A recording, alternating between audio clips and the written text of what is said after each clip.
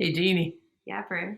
who's our guest on the Nerd Show today? Today we have our friend, neighbor, and my former boss, John Howe. Hey, John. Hey, John. Hey, how are you? Doing well. We're good. How are you? I'm doing great. Where do y'all work together? Oh, we worked together at the DPU. John was a Public Utilities Commissioner. I was commission staff. Actually, you were the chair of the commission, I believe. That's right. It's been a long time, Jeannie. That was in the 90s when we were doing the big utilities restructuring process. But after that, I've spent the last 20 odd years of my career working with early stage energy technology companies. So it's great to see you again. Thanks. Great. You too. Great to see you, John. Now, what are we talking about today? Well, I want to talk about a topic that's really occupied me a lot in the last 15 years or so. And that is, as we make this transition to clean energy, we're going to require a lot of space, a lot of land. And I think it is a real interesting conversation that I think we can have is around just how big are the land requirements likely to be, and how do they look really in historic context? This is something I got interested in, I'd say about 15, 20 years ago. And I want to begin by reciting one of the most impactful quotes I think I've ever heard in any kind of discussion of energy. This was a Scottish geologist, a fellow named Ian Stewart. He teaches at the University of Plymouth in England, and he does presentations for the BBC. And on a show he produced about 15 years ago, he made the assertion that it would take the Earth about 3 million years to produce the fossil energy that mankind consumes to support 1 year of economic activity. And when I heard that, it kind of blew me away and put the whole energy transition in a whole different context for me. Where I want to go with it, Bruce and Jeannie, is we are really in kind of the third act of an energy drama that goes all the way back to the beginning of history. And I think we're emerging from a very brief moment in time when humankind, we've relied upon this distilled energy, really time in a bottle, that we've been consuming in the space of 2 human lifetimes. And now we're talking about migrating toward using energy flows in real time. And it is going to take a lot of space. It's a transition we have to make for energy reasons, for environmental reasons, to preserve the health and ensure the livability of our planet. I shared with you a couple of graphics that display how we use our land today. And I wanted to reel the clock back and go back in time to start the conversation. When we think about land use requirements to meet the energy needs of civilization, there was this first act, this first period of time, which was all of human history, from the beginning of history really up to the early 19th century.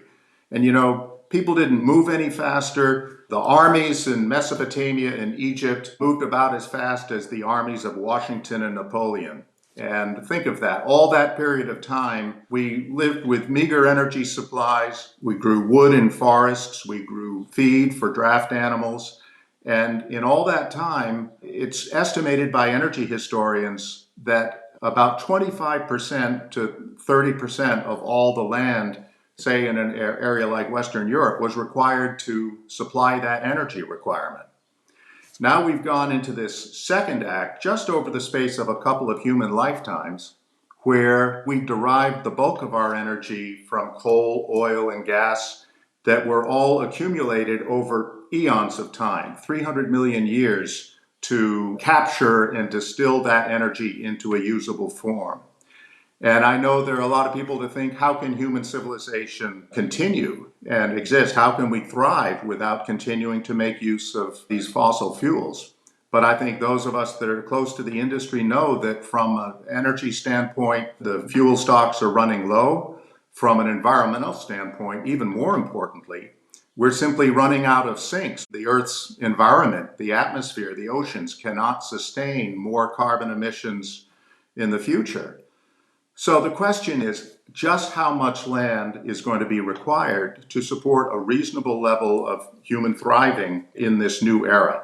And so I think it's important for us to recognize, after 5,000 years of that first act, and just literally a couple of human lifetimes of that second act, Now we're moving into this third act where we have to figure out how can we survive and have a thriving way of life, or at least be adequately supplied with energy resources to meet the needs of human society. So I shared with you a couple of graphics that show just how we make use of our current supplies. There was one, I think, very interesting, very good slide from this study out of Princeton University a couple of years ago, the Andlinger Center, which I think is one of the very best of a number of presentations I've seen in the last decade on this topic. And the Princeton experts on this topic concluded that we will need somewhere in the range of about 2% of our land mass to meet our energy needs in the form of solar, community solar, rooftop solar, other solar collection systems, and also to provide the area for the infrastructure for wind energy. Now, wind does occupy a lot of land. It precludes other uses in the area around wind farms. But the actual land area that is required to support turbine foundations and the immediate area around turbines is actually quite small. So wind farms are actually quite compatible with other forms of economic activity like growing crops or rangeland for animals and so forth. So there will be a large visual footprint. There will be a large area required for spacing around wind farms, as anyone who's been to see the vast wind farms in the Midwest would recognize. But the actual amount of space that's required is relatively small. So, I think of how we use land when we look at these charts and we see that roughly a quarter of our nation is forested, and about a third of it is pasture land and rangeland. Another 20% is cropland, and there's relatively small amount in urban uses. We are going to have to get creative, and we're going to have to really keep pedal to the metal to ensure that adequate amounts of land are made available for these forms of energy if we're going to continue to accelerate the penetration of wind and solar into the future. But if the renewable energy that we build in America in the next decade is compatible with cows, then it seems like there's plenty of cow pasture and range, for example, shown on that one map. There ought to be adequate amount of space, but there will be this visual impact. And this is one of the critical things we're going to have to recognize as we emerge from the era where we relied on fossil energy production out of coal mines and oil wells, which are relatively compact, and we generated the energy in central generating stations, which are again relatively compact. We're headed in the direction of an energy system that is certainly much cleaner, will be healthier, but it will be more visually expansive in the environment. And that's something we're just going to have to need to accept if we're going to have a successful transition. And that really is the concern I have.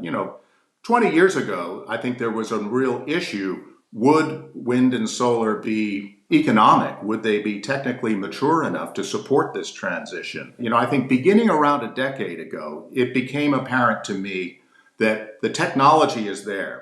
We have the technology today that could support a transition to a predominantly renewables-based system.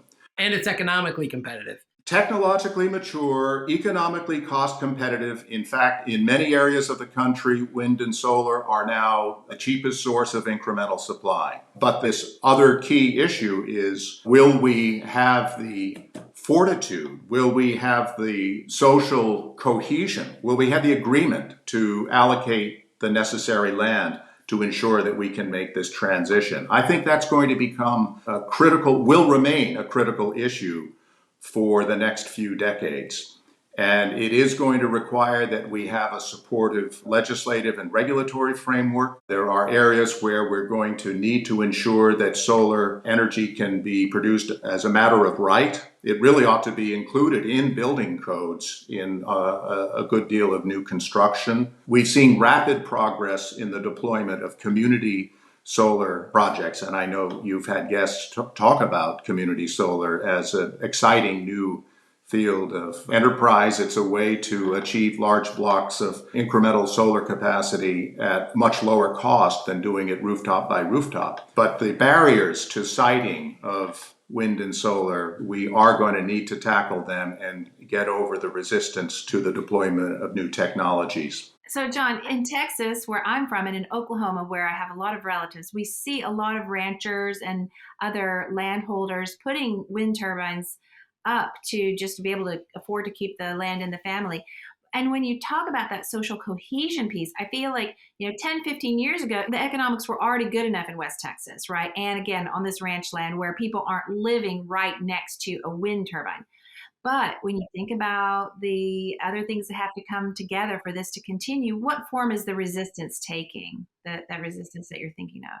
I think there is both. There's the NIMBY resistance in some communities. There's also sort of the cultural resistance to new ways of doing things. Obviously, there's a very strong constituency for preserving the fossil energy industry. And I think we have to recognize the extent to which existing rules, regulations, and laws provide implicit subsidies and support for our continued reliance on fossil energy. So those that resist the transition to renewables tend to emphasize the explicit subsidies that we see in some laws and regulatory frameworks without acknowledging the implicit subsidies that have existed for 100 years to support the ongoing reliance on fossil energy.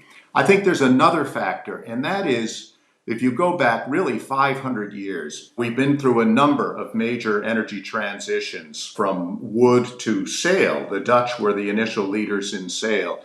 Then the British began to really develop the coal industry in the 18th into the early 19th century.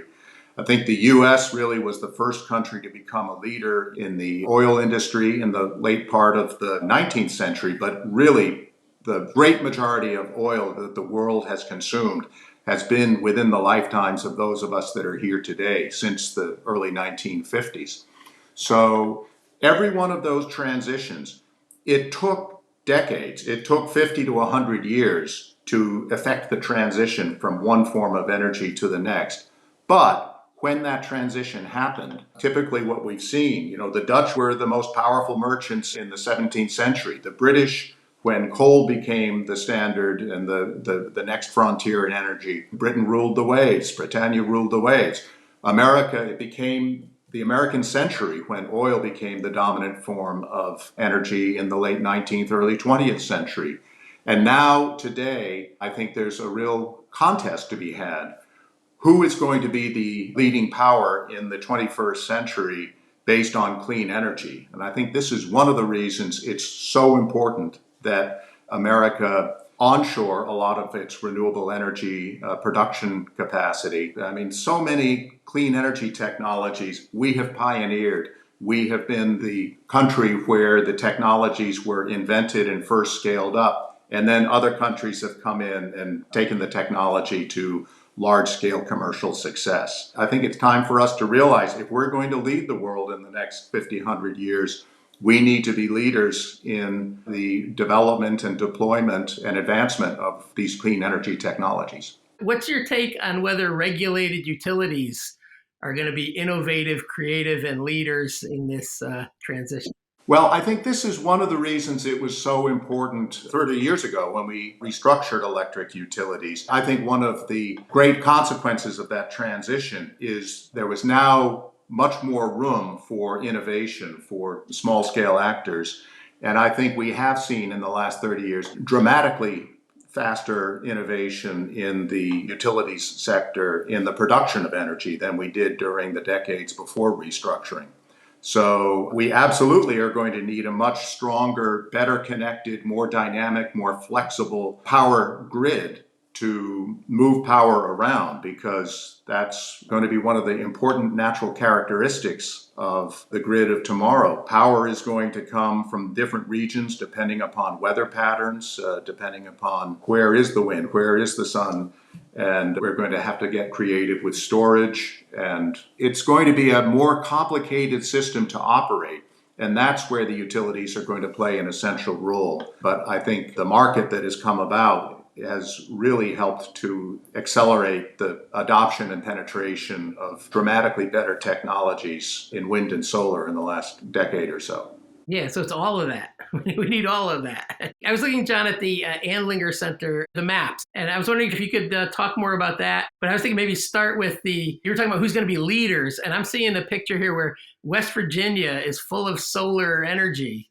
And Don't misinterpret it, Bruce. The idea of the map is the amount of land that will be required to support America's energy needs. If we look at the wind requirement and the solar requirement, all of the solar deployed across the entire country, if you were to put it together in one plot of land, it would cover the entire state of West Virginia. But it's going to need to be very diffuse. It's going to need to be close to where market demand is located.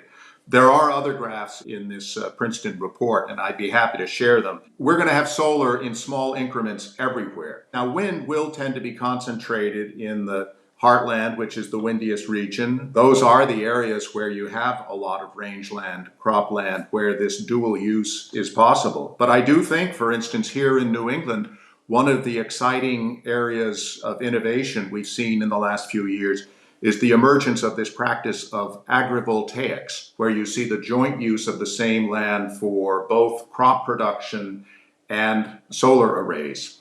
And in fact, there are parts of the country, for instance, the Southwest, where through the creative deployment of solar arrays, you can actually diversify the range of crops that are feasible because you can create shading and different microclimates so you can actually grow new kinds of crops and enhance the yield on a given plot of land. So this will be a way that we can co-produce energy and food and other products to meet our needs and actually keep more of our open land in those economically productive uses instead of allowing our tracts of farmland to be sold off and developed for housing. It does mean we'll see more urbanized development close to existing cities. It's only in the last 50, 70 years or so that we've had the suburbanization, the sprawl around our city centers across the country. And I think we've seen that pattern reverse somewhat in the last couple of decades. So changes are ahead for us in what our landscapes are going to look like. But I would expect, based on all of the trends that we talked about, that we're going to be seeing a lot more wind and solar in the landscape. And we're simply going to need to get used to that. But what a marvelous opportunity it will be to clean up our energy system and generate job opportunities and make our economy more competitive. I was looking at your map, the map of land use, current land use, and golf courses use an enormous amount of land in America. And it seems like it's roughly equal to the amount of solar we need. So I was wondering, can we put all the solar panels on the golf courses distributed near load? Well, actually, if you look at this Bloomberg map, there is down along the coast of South Carolina, you can see the areas that are actually used for golf courses. It's not super big. It's smaller than West Virginia. So I'm not knocking too hard on golf courses or cemeteries. We had Jamie Van Nostrand on the show a couple months ago talking about his book about West Virginia and their energy not transition. Yes, I saw it. Now Jamie's coming up to our neck of the woods to be the chair of the DPU. I was wondering if you have any advice for a new DPU commissioner in or chair of the commission in Massachusetts. Oh boy, it is so much more of a public role these days than it was 30 years ago. Jeannie, you'll remember Janet and I worked together quite closely. We used to marvel at how much change we were putting in place, how much the actions that we were undertaking were going to change and hopefully improve the energy system and support a more innovative economy relative to the amount of public attention that our agency received. These days, public utility commissions are under a microscope. It's going to be a very challenging role, but it's an exciting opportunity. I know for him, I think it's one of the best jobs in government. It was a great experience for me, and I hope it's a great experience for him. It's a very, very important role these days. It's so great to see you, and it's great to hear all this. It's really interesting, and let's keep up with what you're doing. You're welcome to come back on the show anytime. Okay. Thanks, John. Thank you, Bruce. Thank you, Jeannie. Bye. Bye-bye.